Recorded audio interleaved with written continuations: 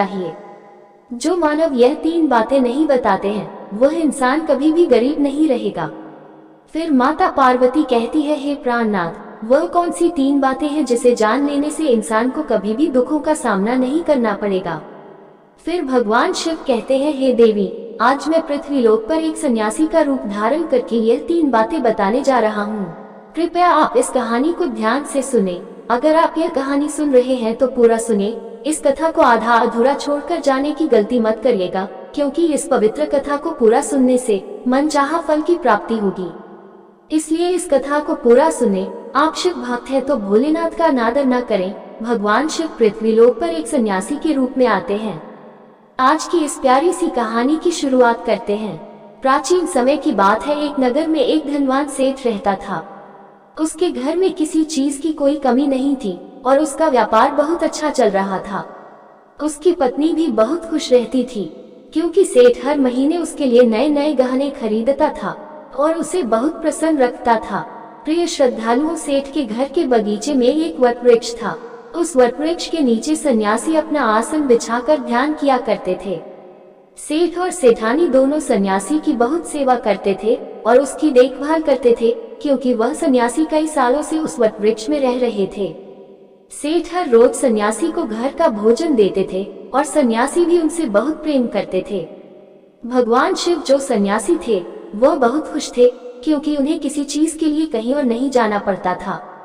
सेठ और सेठानी हर रोज उन्हें स्वादिष्ट भोजन खिलाते थे। प्रिय श्रद्धालुओं, सेठ की पत्नी बहुत ही सरल और भोली स्वभाव की थी। उसकी आदत थी कि वह घर की हर बात बाहर वालों को बता देती थी। एक दिन सेठ की पत्नी ने अपने पति से पूछा, पियाजी, आपका व्यापार कैसा चल रहा है? आप कैसे इतना मुनाफा कमाते हो? श्रद्धालुओं, अपनी पत्नी का ऐसा सवाल सुनकर सेठ ने सारी बात बता दी। सेठ ने कहा, प्रिय, मैं अनाज का धंधा करता हूँ। मैं चंबल की घाटी से अनाज खरीदता हूँ और उसे महंगे दामों में बेच देता हूँ। प्रिय श्रद्धालुओं, अपने पति की यह बात जानकर सेठानी बहुत प्रसन्न हुई। उसने सोचा, मेरे पति तो बहुत ही बुद्धिमान है। यह बात तो सारे नगर वालों को पता होनी चाहिए कि मेरे पति इतने बुद्धिमान हैं और इतना ज्यादा धन कमाते हैं। प्रिय श्रद्धालुओं, अब सेठ की पत्नी ने पूरे नगर में यह बात फैला दी कि उनके पति इस तरीके से पैसा कमाते हैं। श्रद्धालुओं, अब क्या था, नगर के कुछ लोगों को जब यह पता चला कि सेठ किस प्रकार धन अर्जित करता है, तो वे सभी भी अनाज का धंधा करने लगे। प्रिय श्रद्धालुओं, अब नगर के बहुत से लोग अनाज का व्यापार करने लगे हैं। सेठ जो पहले कम दाम में अनाज खरीदता था, अब वही अनाज महंगे दामों में बिकने लगा है। सेठ का धंधा थोड़ा कम चलने लगता है, उसे मुनाफा नहीं होता और धीरे धीरे वह गरीब होता जाता है। सेठ का पूरा धंधा बैठ जाता है। यह देखकर वह बहुत चिंतित और दुखी हो जाता है। प्रिय श्रद्धालुओं, एक दिन की बात है। सेठ अपने व्यापार की परेशानी से तंग आकर बगीचे में बैठा था। तभी भगवान शिव जो सन्यासी थे वो वहां आते हैं और कहते हैं, सेठ जी, क्या बात है, आज आप कुछ परेशान लग रहे हैं। तब सेठ बताता है, हे संत महात्मा, मेरा व्यापार बहुत मंदा चल रहा है, मुनाफा बहुत कम हो गया है। नगर के बहुत से लोगों ने अनाज का धंधा शुरू कर दिया है, जिससे मेरा धंधा बैठता जा रहा है। भगवान शिव जो सन्यासी थे सेठ की बातें सुनकर कहते हैं, सेठ जी, क्या आपने किसी को बताया था कि आप किस प्रकार अपना धन अर्जित करते हैं, किस प्रकार आप अपनी जीविका चलाते हैं? तब सेठ कहता है, हाँ संत महात्मा, मैंने अपनी पत्नी को सारी बात बताई थी। वो मुझसे पूछ रही थी कि आप इतना धन कैसे कमाते हैं। तब मैंने उसे बताया था कि मैं अनाज का व्यापार करके धन अर्जित करता हूँ। प्रिय श्रद्धालुओं, अब सन्यासी को सारी बात समझ में आ जाती है। सन्यासी कहते हैं, सेठ जी, आपने बहुत बड़ी गलती कर दी है। आपको सेठानी जी से यह बातें नहीं करनी चाहिए थी। आज मैं आपको एक कहानी सुनाता हूँ और इस कहानी के माध्यम से बताऊंगा कि चाहे कितने भी करीबी इंसान हो, यह 3 बातें कभी किसी को नहीं बतानी चाहिए। इससे गरीबी आपके आसपास भी नहीं भटकेगी। प्रिय श्रद्धालुओं, अब सन्यासी जो भगवान शिव थे वह अपनी कहानी प्रारंभ करते हैं। सन्यासी कहते हैं, सेठ जी, एक समय की बात है। एक नगर में एक गरीब आदमी रहता था। वह इतना गरीब था कि अपने परिवार के लिए ठीक से भोजन भी नहीं जुटा पाता था। फिर सन्यासी कहते हैं, सेठ जी, गरीबी मनुष्य के लिए एक अपमानकारी दुख था। बिना धन के गृहस्थी और घर चलाना बहुत मुश्किल था। फिर सन्यासी आगे कहते हैं, सेठ जी, वह गरीब आदमी जैसे तैसे अपने घर वालों का पेट पाल रहा था। कभी उनको भोजन मिल जाता था तो कभी भूखे पेट ही सोना पड़ता था। एक दिन उस गरीब आदमी की पत्नी ने कहा, हमारे पास तो धन ही नहीं है। सुबह को खा ले तो शाम की उम्मीद नहीं है, शाम को खा ले तो सुबह की उम्मीद नहीं है। आखिर ऐसे कब तक चलेगा? मैं जैसे तैसे करके घर चला लूंगी, लेकिन आप धन कमाने के लिए परदेश चले जाए। इस प्रकार से हमारे परिवार का गुजारा नहीं चलेगा। मनुष्य के पास चाहे कितना ही धन हो, लेकिन अगर उसके पास कोई काम नहीं है तो वह धन भी बेकार होता है। अगर हम कुछ नहीं करेंगे तो अपने बच्चों को कैसे पालेंगे?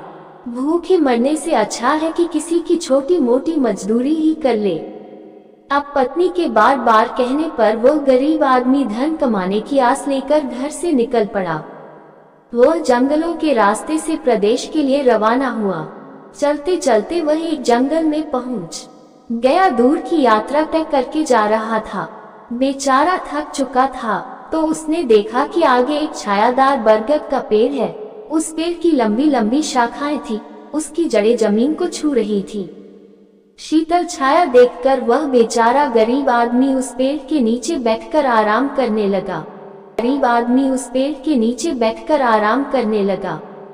प्रिय श्रद्धालुओं, सन्यासी आगे कहते हैं, वह गरीब आदमी वह बरगद के नीचे आराम से लेटा हुआ था।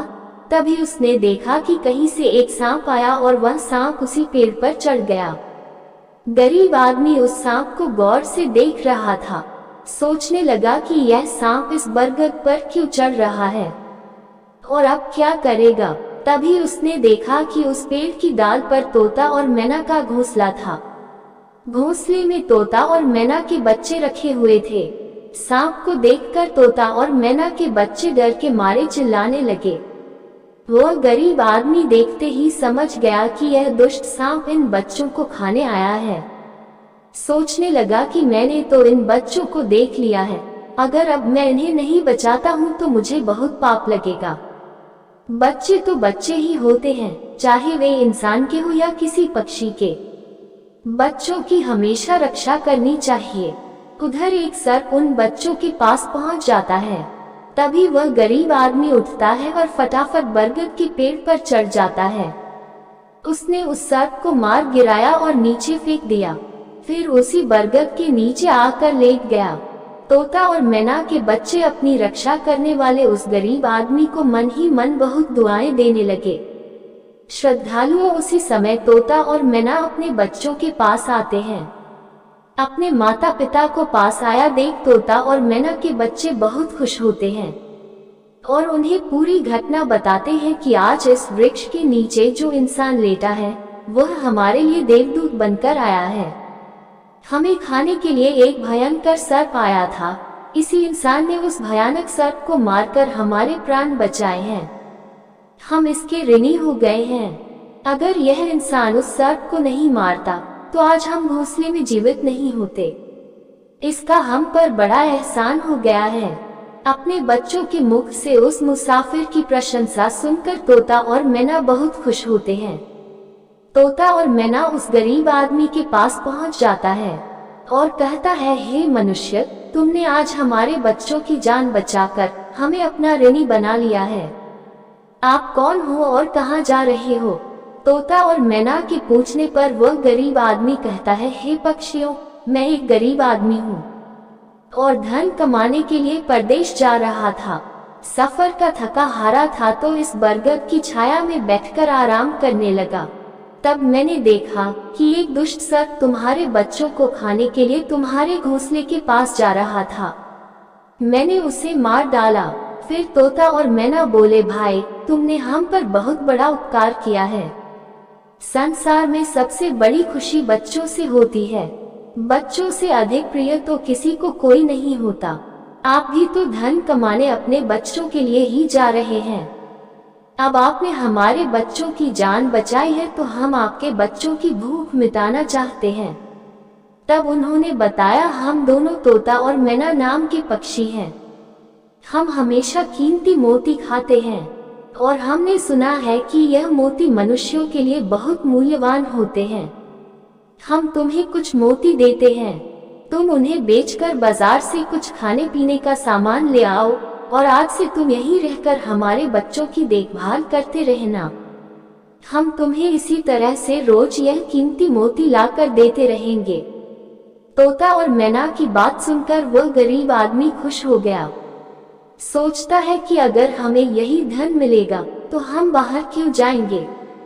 प्रिय श्रद्धालुओं, वह आगे कहता है कि सेठ जी, वह गरीब आदमी तोता से कुछ मोती लेकर बाजार गया और अपने खाने पीने का सामान खरीद लाया। उस वृक्ष के नीचे उसने एक झोपड़ी बना ली और वहीं रहने लगा और तोता मैना के बच्चों की देखभाल करने लगा। अब तो तोता और मैना निश्चिंत हो गए, उन्हें उनके बच्चों की रक्षा करने वाला मिल गया था। अब वे निश्चिंत होकर भोजन के लिए सुबह अपने घोंसले से उड़ जाते थे और शाम को लौट कर आते थे। अपने बच्चों को घोंसले में सुरक्षित देखकर वे बहुत खुश होते थे और उस गरीब आदमी का धन्यवाद करते थे और उसे कुछ मोती लाकर देते थे। इस तरह से धीरे धीरे तोता और मैना की नौकरी करते हुए उस गरीब व्यक्ति को 2 महीने बीत गए थे। इधर तोता और मैना के बच्चे भी बड़े हो गए। अब उस गरीब आदमी को अपनी पत्नी और बच्चों की याद आने लगी। एक दिन उसने तोता और मैना से कहा कि हम अपने घर जाना चाहते हैं, पता नहीं हमारी पत्नी और बच्चे कैसे हैं। तब तोता और मैना बोले, हे भाई, अब तुम निश्चिंत होकर अपने घर जाओ और अपने बच्चों के साथ रहो। हमारे बच्चे भी अब उड़ने के काबिल हो गए हैं, अब कोई भय नहीं है।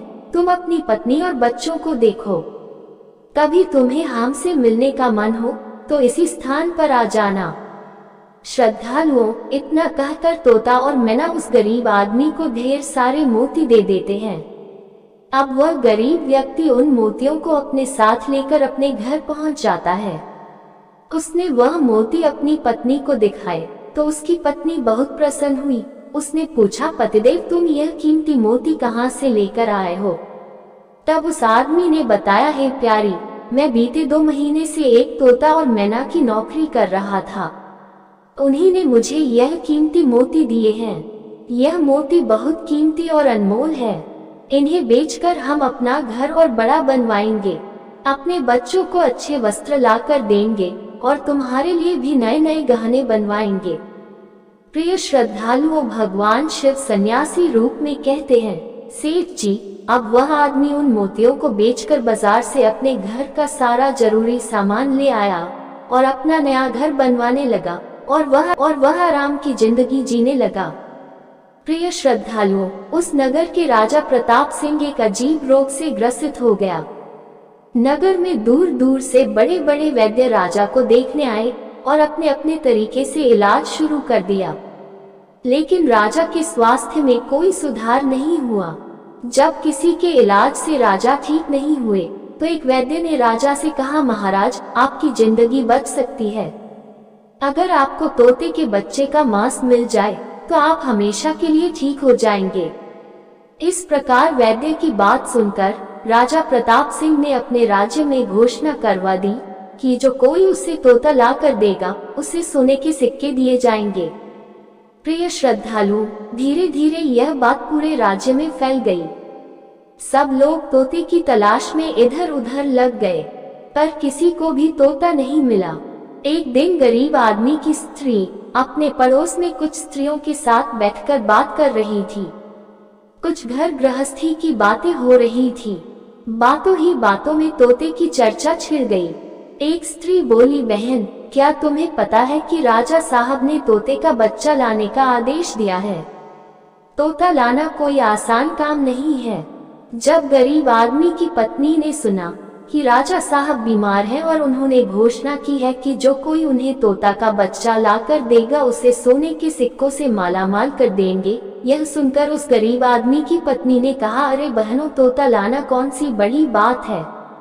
मेरे पति तो 2 महीने तोता और मैना की नौकरी करके आए हैं।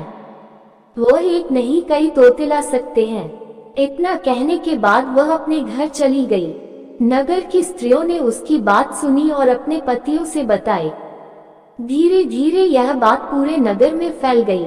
राजा ने भी सुना कि उनके राज्य में एक व्यक्ति है जो तोता और मैना के पास नौकरी करके आया है। राजा ने अपने सैनिकों को आदेश दिया कि उस आदमी को पकड़ कर लाएं और उससे कहे कि वह एक तोता का बच्चा ला कर दे। राजा ने कहा, इसके बदले हम तुम्हें मुंह मांगा इनाम देंगे। यह सुनकर वह आदमी घबरा गया और बोला, महाराज आप मेरे प्राण ले लो, पर मैं आपको तोता का बच्चा लाकर नहीं दे सकता। मैंने तो उनकी जान बचाई थी। एक रक्षक भक्षक कैसे बन सकता है? उसके इनकार करने पर राजा प्रताप सिंह बहुत नाराज हुए और बोले, अगर तुमने हमारी बात नहीं मानी और तोता का बच्चा लाकर नहीं दिया तो हम तुम्हारी पत्नी और बच्चों को मरवा देंगे। प्रिय श्रद्धालुओं, फिर भगवान शिव रूपी सन्यासी कहते हैं कि मनुष्य सबसे ज्यादा कमजोर तब पड़ता है जब उसके बच्चों की सुरक्षा की बात आती है। ऐसे में वह कुछ भी करने को मजबूर हो जाता है। राजा की बात सुनकर वह गरीब आदमी बहुत घबरा गया। उसने सोचा कि अब मुझे किसी भी तरह तोते का बच्चा लाकर राजा को देना ही होगा। वह घर आया और अपनी पत्नी को डांटने लगा, तुमने यह क्या कर दिया? तुम्हें बिल्कुल भी समझ नहीं है हम क्या करते हैं और कहाँ जाते हैं। तुमने यह बातें नगर की स्त्रियों से क्यों कही? धीरे धीरे यह बात राजा प्रताप सिंह तक पहुंच गई। अब बताओ मैं क्या करूं? जिन तोता और मैना ने हमें खाने को भोजन, रहने को नया घर और पहनने को अच्छे वस्त्र दिए, मैं उनके साथ गद्दारी कैसे कर सकता हूं? तुमने यह बात उन महिलाओं को बताकर बहुत बड़ी भूल की है। वो व्यक्ति कहता है कि प्रिय, अपने घर की कुछ बातें दूसरों से कभी नहीं कहनी चाहिए। पहली बातें, आपके घर में कितना धन है और आपकी कमाई का स्रोत क्या है, यह बातें दूसरों से कभी नहीं बतानी चाहिए। दूसरी बातें, घर में आपसी प्रेम की बातें, पति पत्नी के प्रेम की बातें बाहर वालों के सामने नहीं करनी चाहिए। तीसरी बातें, आपसी लड़ाई झगड़े, मतभेद, मान अपमान की बातें कभी दूसरों के सामने नहीं करनी चाहिए, वरना लोग हमारी गुप्त बातें जानकर, हमारी कमजोरी को समझकर हमारा फायदा उठाते हैं। चौथी बातें, अपनी कमजोरी दूसरों के सामने ना बताएं और अपनी उन्नति का राज किसी को ना बताएं। जिन बातों को कहने से आपके परिवार पर दुख आ सकता है, वे बातें कभी बाहर नहीं करनी चाहिए। खासकर उन बातों को अपनी स्त्री से ना कहे। जिन बातों से घर की मान प्रतिष्ठा नष्ट होती हो, परिवार पर संकट आता हो, किसी की जान जाती हो, परिवार में फूट पड़ती हो या आपके रिश्ते खराब होते हो। क्योंकि कहते हैं कि स्त्रियों के पेट में इस तरह की बातें पचती नहीं है। अब वह गरीब आदमी बोला, प्रिय, तुम्हारी यह गलती आज हमारे परिवार को मौत के मुंह में डाल रही है। यदि तुमने इस बात को छुपा लिया होता तो आज हम निर्भय होकर अपने घर में आनंद की जिंदगी जी रहे होते।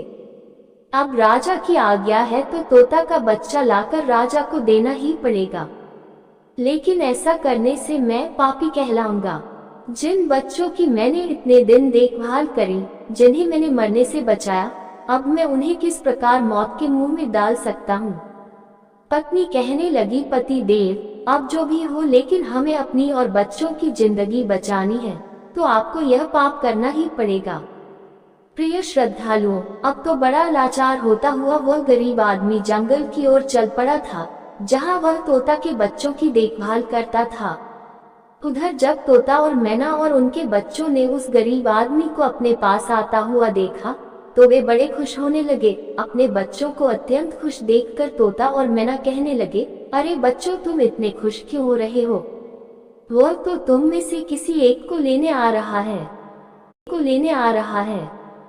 तुम में से कौन है जो आज उसके साथ जाकर उसकी और उसके बच्चों की जान बचाएगा? फिर तोता कहता है कि बच्चों, लेकिन एक बात याद रखना, तुम में से जो भी उसके साथ जाएगा वह कभी लौट कर नहीं आएगा, वह नगर के राजा का भोजन बन जाएगा। प्रिय श्रद्धालुओं, तब तोता के बच्चों ने पूछा कि आप ऐसा क्यों कह रहे हैं? तोता बताता है कि बच्चों, यहाँ का राजा बीमार पड़ गया है और वैद्य ने उसे तोता के बच्चे का मांस खाने को कहा है, इसलिए तुम में से किसी एक को वह लेने के लिए आया है। यदि तुम में से कोई उसके साथ जाने को तैयार है तो वह जा सकता है। तभी उनमें से एक बच्चा कहने लगा, हे माता पिता, उस आदमी ने ही हम सबकी जिंदगी बचाई है और आज वह आदमी बहुत बड़ी मुसीबत में है। ऐसे में हमें भी उसकी मदद करनी चाहिए, चाहे हमारी जान ही क्यों न चली जाए, लेकिन हम उसके साथ जरूर जाएंगे। उधर वह आदमी उस बरगद के वृक्ष के नीचे आता है और तोता मैना से अपना दुख बताता है। तब तोता मैना कहते हैं, हे भाई, तुम चिंता ना करो, हमारे बच्चे तुम्हारे साथ जाने के लिए तैयार हैं। तुम इनमें से किसी एक को ले जाओ। श्रद्धालुओं, अब वह गरीब आदमी उनमें से एक तोता के बच्चे को लेकर लौट जाता है और राजा को ले जाकर दे देता है। राजा उस तोते के बच्चे को एक पिंजरे में बंद करता है और अपने नौकर को रखने के लिए कहता है। राजा कहता है कि हम इसे सुबह निकालेंगे और फिर इसके मांस को खा जाएंगे। प्रिय श्रद्धालुओं, अब क्या होता है कि राजा प्रताप सिंह का एक बेटा था जो पशु पक्षियों से बहुत प्रेम करता था। उसे यह नहीं पता था कि यह तोता उसके पिता के खाने के लिए लाया गया है। वह अपने मित्रों के साथ उसी जगह पर खेल रहा था जहां तोते का बच्चा पिंजरे में कैद था। राजकुमार ने जब एक सुंदर तोते को पिंजरे में बंद देखा तो वह उसके साथ खेलने लगा। तभी राजकुमार का एक मित्र कहता है, मित्र, तुम इस पक्षी को बाहर निकालो, यह कितना सुंदर तोता है। पिंजरे में इसका रहना बिल्कुल सही नहीं है, हम इसे आजाद कर देते हैं। अपने मित्र की बातें सुनने के बाद राजकुमार ने उस तोते के बच्चे को पिंजरे से बाहर निकाल देता है।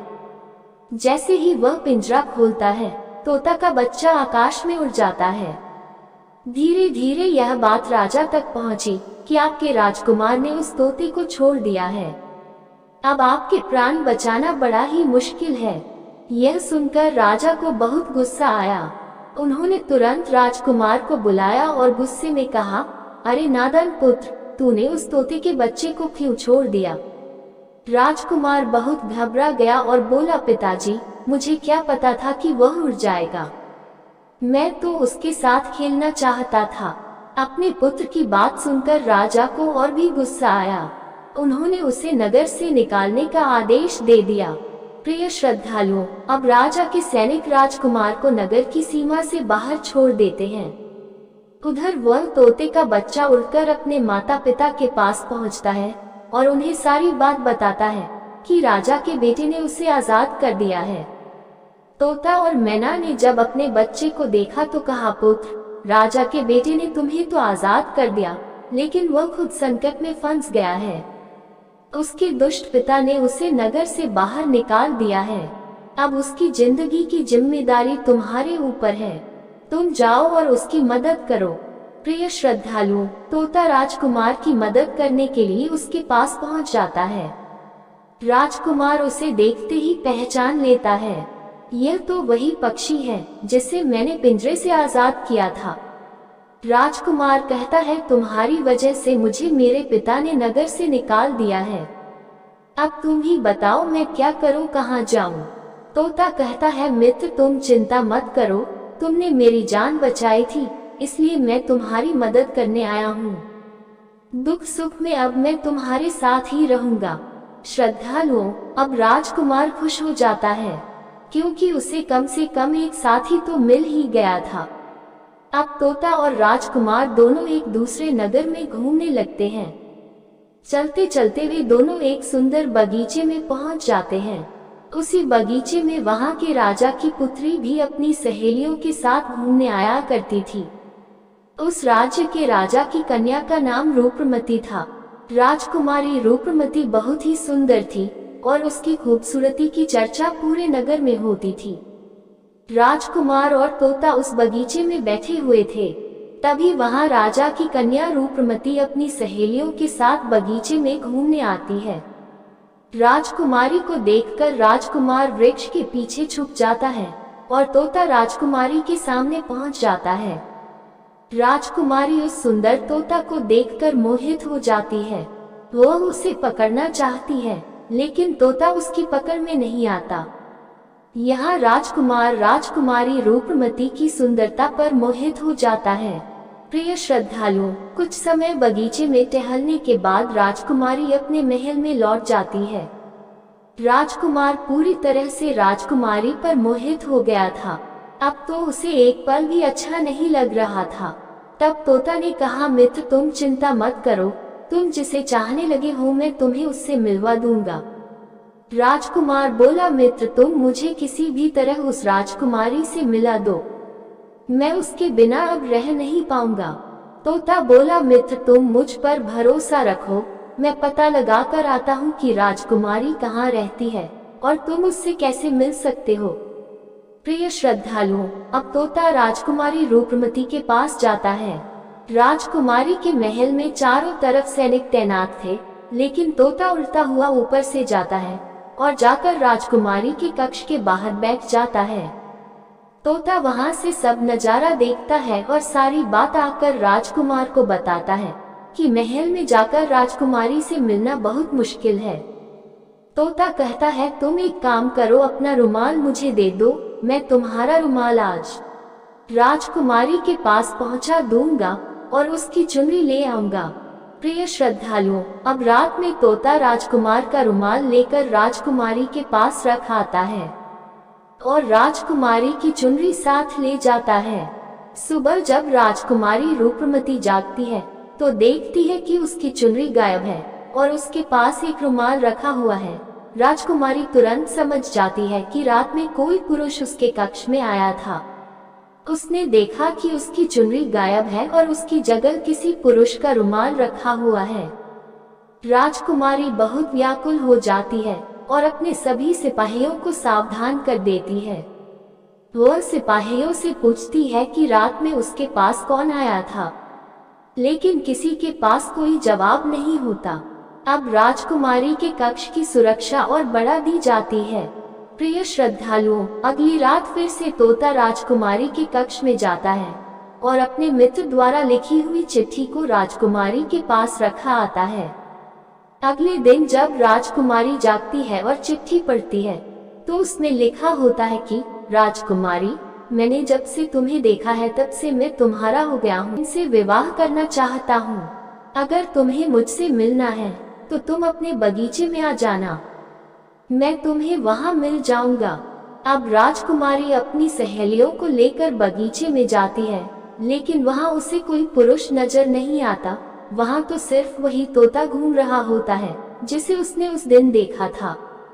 तोता राजकुमारी से कहता है, राजकुमारी, तुम जिसे देख रही हो मैं तुम्हें उससे मिला सकता हूँ, लेकिन पहले तुम मुझे वचन दो कि तुम यह बात अपने पिता से नहीं कहोगी और मेरे मित्र को बंदी नहीं बनाओगी। राजकुमारी ने वचन दिया कि वह उसे बंदी नहीं बनाएगी। मुझे उससे मिलाओ, मैं भी देखना चाहती हूँ कि वह कौन है जो इतने सख्त पहरे के बावजूद भी मेरे कक्ष में पहुँच गया। तब तोता ने अपने मित्र राजकुमार को बुलाया। श्रद्धालुओं, राजकुमार भी देखने में बहुत सुंदर था।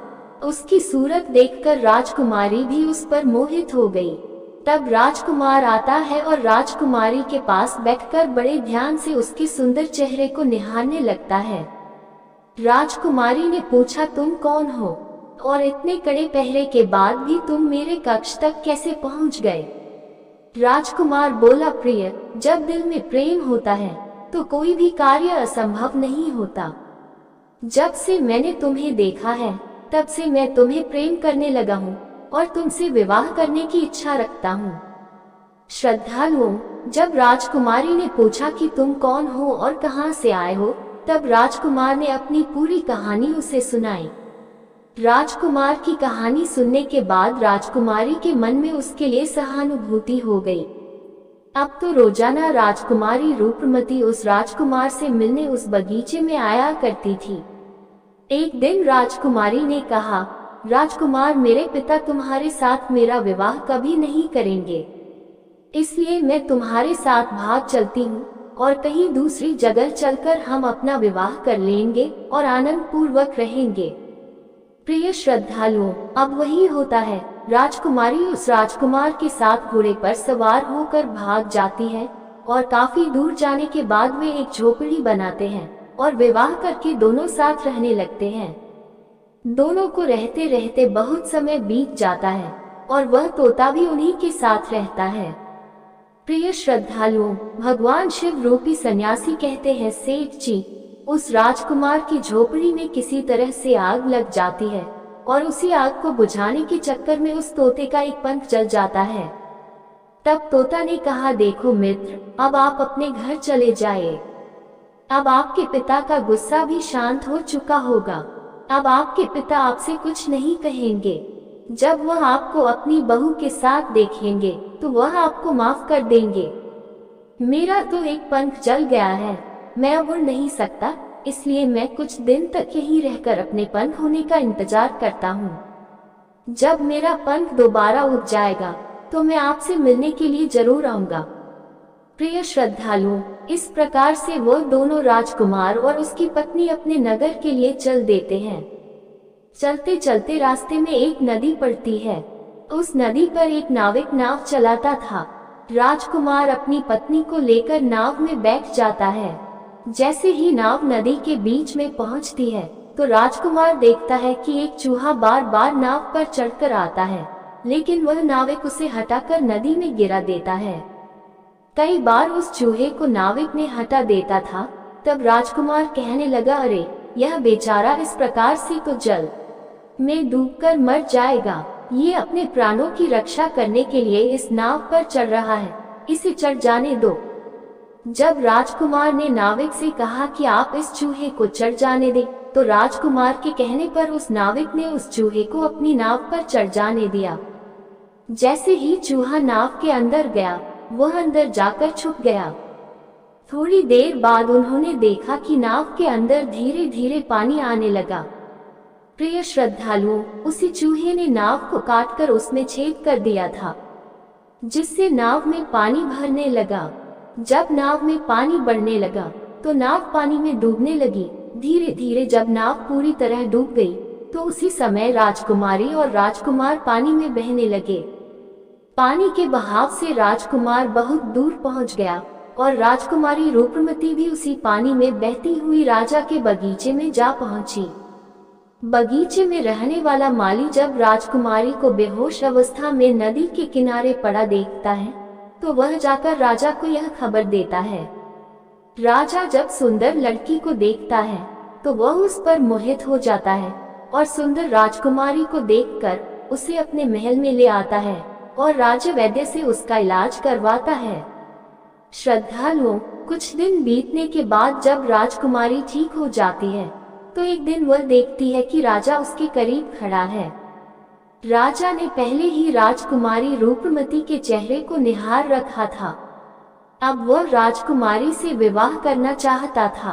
राजा कहने लगा, हे राजकुमारी, तुम्हारा भी इस दुनिया में कोई नहीं है, अब तुम हमारी पत्नी बन जाओ। तुम हमारी रानी बन जाओ और हमारे महलों में बड़े आराम के साथ रहो। प्रिय श्रद्धालुओं, राजकुमारी रूपमती बहुत ही बुद्धिमान थी। उसने अपने मन में विचार किया कि यदि वह इस समय राजा को विवाह करने से मना करती है तो राजा उसके साथ जबरदस्ती करेगा। इसलिए उसने राजा से कुछ दिनों के लिए समय मांग लिया। रूपमती बोली, राजा साहब, थोड़े दिन ठहर जाओ, उसके बाद मैं तुमसे विवाह कर लूंगी। अब राजकुमारी उसी राजा के महल में रहने लगी और गरीब असहाय लोगों को भोजन करवाने लगी।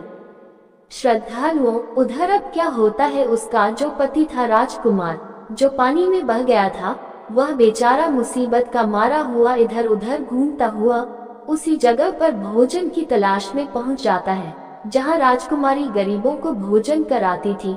वहीं राजकुमार भी पहुंच गया। राजकुमारी ने उसे देखते ही पहचान लिया और उसकी आंखों में आंसू आ गए। राजकुमारी ने राजकुमार को एकांत में बुलाया और सारी बात बताई। उसने कहा, हे स्वामी, आप यहाँ आराम से रहिए और इसी राजा की नौकरी कीजिए, मिलेगा तब हम यहाँ से भाग चलेंगे। श्रद्धालुओं, राजकुमार उसकी बात से सहमत हो गया और राजा का नौकर बनकर महल में रहने लगा। वो राजकुमारी रूपमती की सहायता करने लगा और गरीबों को भोजन परोसने लगा। लेकिन राजा को यह नहीं पता था कि राजकुमार उसका पति है। राजा तो उसे अपना नौकर समझता था। प्रिय श्रद्धालुओं, इस प्रकार राजकुमारी रूपमती राजकुमार के साथ पक्षियों को दाना चुगाती थी। एक दिन वही तोता राजकुमारी के यहाँ दाना चुगने आया। अब उसके नए पंख निकल आए थे। जब उसने दाना चुगने आया तो राजकुमार और राजकुमारी को पहचान लिया। राजकुमारी रूपमती ने तोता को देखा तो उसकी आंखों में आंसू झलक आए। उन्होंने तोता को पूरी कहानी सुनाई कि वे इस प्रकार से यहाँ फंस चुके हैं और राजा को भी नहीं पता कि वे पति पत्नी हैं। तब तोता कहने लगा, हे राजकुमार, आप चिंता मत करो, आज रात राजा के सभी सैनिक सो जाएंगे, तब हम तुम्हें यहाँ से निकालकर तुम्हारे पिता के घर पहुँचा देंगे। प्रिय श्रद्धालु, वही हुआ जो होना था। जब रात होती है तो राजा के सभी सिपाही गहरी नींद में सो जाते हैं। जब सभी सैनिक सो गए तो उसी समय राजकुमारी और राजकुमार महल से निकल पड़े। रात के अंधेरे में वे राजकुमार अपने पिता प्रताप सिंह के राज्य में पहुंच गया। राजकुमार अपनी पत्नी को साथ लेकर अपने पिता के पास पहुंचा। उन्हें देखकर राजकुमार का पिता बहुत प्रसन्न हुआ। उसे अपनी करनी पर पश्चाताप हुआ कि उसने अपने पुत्र को नगर से निकालकर बहुत बुरा किया। वह बार बार अपने पुत्र से क्षमा मांगता है। तब राजकुमार ने बताया, हे पिताजी, मेरी रक्षा उसी तोते ने की जिसे आप मारकर खाना चाहते थे। उसी ने मेरे प्राण बचाए हैं और मुझे शत्रुओं से छुटकारा दिलाया है। राजकुमार के मुख से तोते की बात सुनकर राजा बहुत प्रसन्न हुआ और उसी दिन से राजा ने प्रण किया कि आज से हमारे राज्य में कोई भी पशु पक्षियों को नहीं मारेगा और सभी लोग उन्हें दाना देंगे। प्रिय श्रद्धालुओं, इतनी कहानी सन्यासी सेठ जी को सुनाते हैं और बताता है कि देखा सेठ जी, इस प्रकार कुछ बातें बताने पर जीवन में घोर संकट आ सकता है, इसलिए यह बातें किसी को भी नहीं बताना चाहिए। जैसे आपने अपनी पत्नी को बताया कि आप किस प्रकार धन अर्जित करते हैं और आज आपका व्यापार खतरे में है। प्रिय श्रद्धालुओं, सेठ जी को अपनी गलती का एहसास होता है और वह अपनी पत्नी को समझाते हैं कि तुम इन बातों को किसी को मत बताया करो। फिर भगवान शिव कहते हैं, हे देवी, हमारी आज की यह कहानी यही समाप्त होती है।